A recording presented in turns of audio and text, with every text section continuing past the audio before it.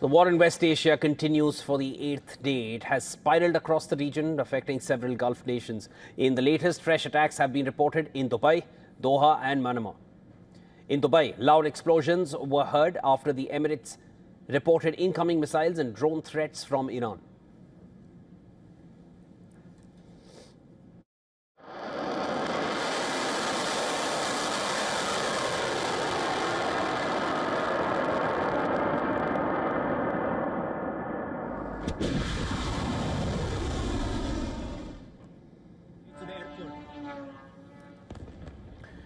Earlier, plumes of smoke were seen rising from Dubai International Airport, prompting it to suspend operations after an object was intercepted by air defences over the area.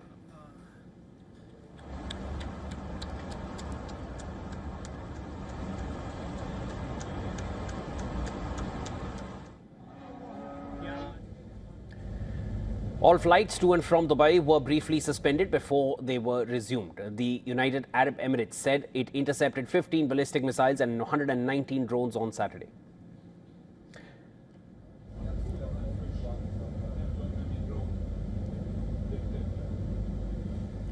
UAE President Sheikh Mohammed bin Zayed Al Nahyan has made his first public comments since the beginning of the war. Al Nahyan has said UAE will emerge stronger. He said that his country is at war, adding that the UAE will not be an easy prey. Earlier in the day, the UAE president visited individuals injured during the recent Iranian attacks.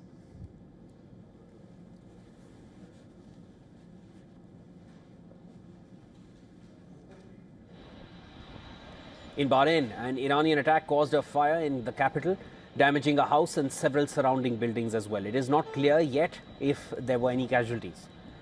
Qatar said that it has intercepted a missile shortly after explosions and sirens were heard in central Doha.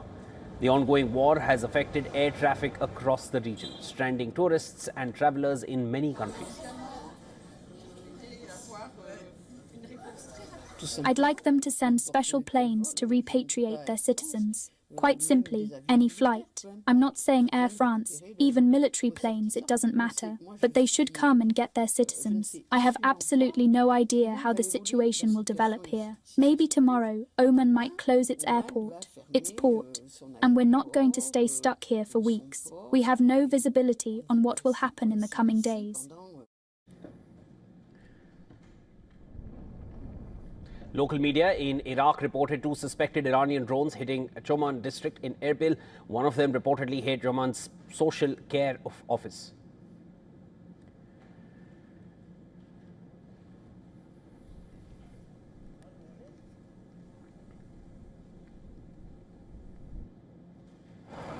Several foreign oil companies have started evacuating expatriate staff from oil fields in Iraq to Kuwait through the Safwan border crossing. Drone footage showed the aftermath of a drone attack at a compound housing offices and warehouses used by US firms Halliburton and KBR in Basra.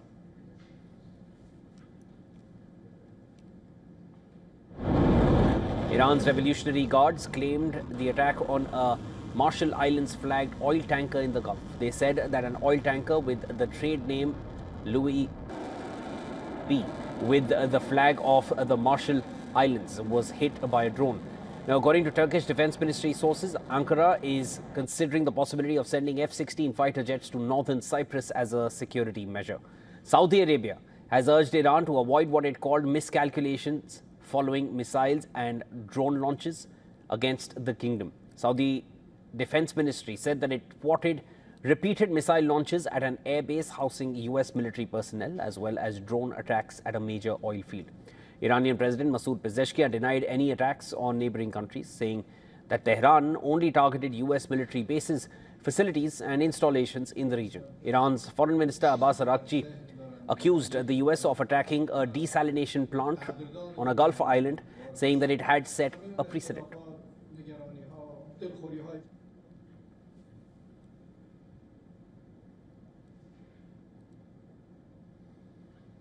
All right, joining me live from Paris is Dr. Paul Dorfman. He is a member of the Irish Government Radiation Protection Advisory Committee and chair of the Nuclear Consulting Group. Dr. Dorfman, thank you so much for making time for us. Let's start with the nuclear program in Iran. I'd like your understanding of it at this point. How much of what we're seeing right now, heading into now, we'll be approaching the 9th day very soon. Do you feel that has compromised Iran's nuclear ambitions, if not the program? Iran's nuclear program, there's two forms of Iran's nuclear program. One is its civil arm, and one is its military arm. Now, the whole question devolves to enrichment of uranium. Now, civil nuclear plant needs about 3.5, 4.5% enriched uranium as a fuel to power a civil nuclear reactor. To create a bomb, a nuclear bomb, is about 85, 95% enriched uranium. So that Iran had, it was known to have about 300 kilos of enriched to about 60% before the last US attack on Iran. So that its enrichment possibilities, in other words, its potential to have a bomb, was significantly halted. Now, what then happened was that long discussions were being taken place, almost up to the point of the start of bombing. And there was huge compromises being agreed that Iran would dilute its enrichment, that it would not go forward to a bomb, and that all its facilities would be invigilated, would be moderated, would be investigated by the UN nuclear regulatory force, the IAEA. So there seems no apparent real threat that Iran is anywhere near creating a bomb.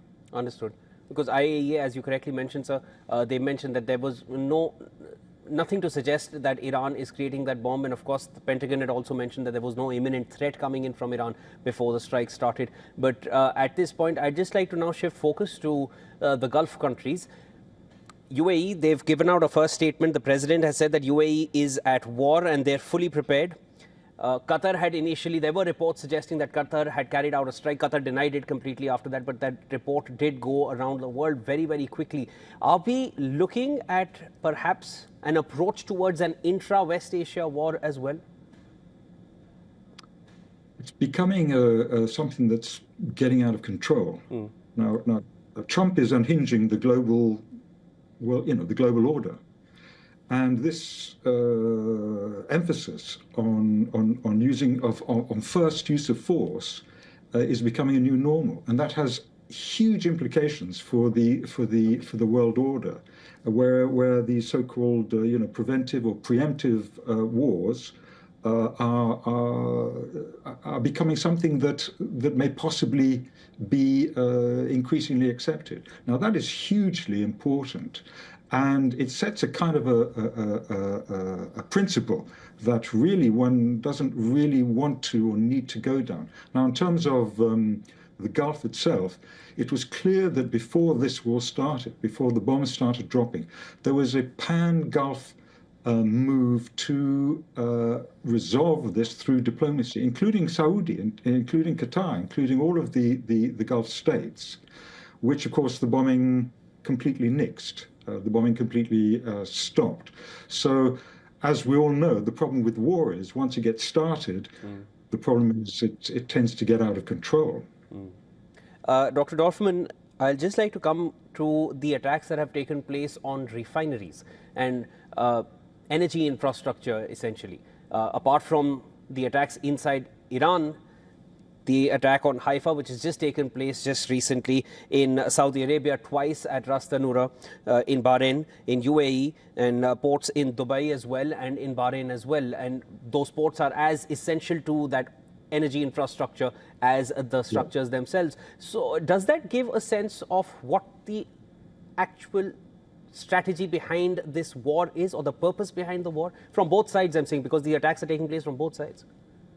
It's difficult to understand because, I mean, the fact is that a quarter of seaborne oil passes through the Hormuz Straits, and a fifth of the liquefied natural gas, LNG, as well too. And the scale of this energy shock will determine the macroeconomic impact. So that in terms of attacks on or prevention of the movement of oil and gas, this will have a significant impact on the world economy, especially if this is a prolonged engagement, a prolonged war, as it's starting to look like. So the idea of some form of oil being a rationale for this war doesn't pan out. In fact, it pans out in the opposite direction. In other words, this will hurt the world economy, and it's something that, of course, bad actors like Russia would very much like to see. And that brings into question questions of the embargo as well too. America is now sort of thinking about delaying the oil embargo, Russian energy, Russian power. Yes. And so it has sort of severe follow-on consequences. You mentioned first use of force is soon or is quickly becoming the new normal with all the preemptive strikes that are taking place, and it sets a very dangerous precedent. I'll take that as a key takeaway from this interaction of ours. Dr. Dorfman, thank you so much for joining me here on the broadcast. There'll be more to discuss. Look forward to having you with us again. Thank you.